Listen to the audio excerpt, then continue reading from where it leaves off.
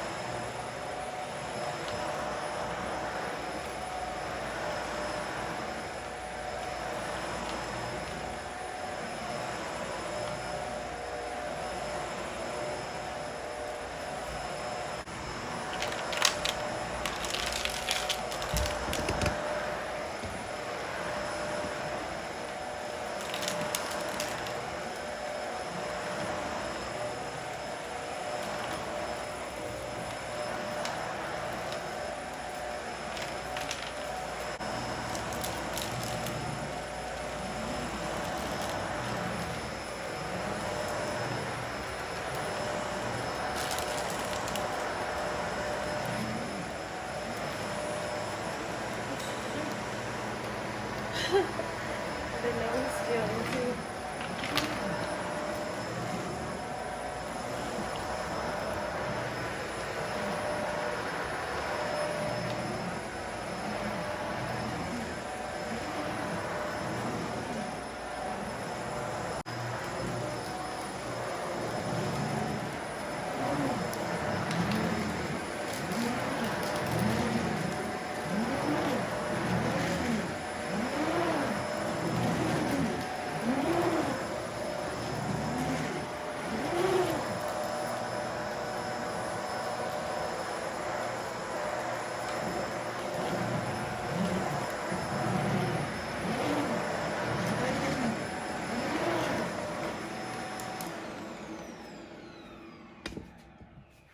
Since this part is boring and I need some music, I'm gonna finish cleaning the back of the rugs and then we will finish getting the rest of this up.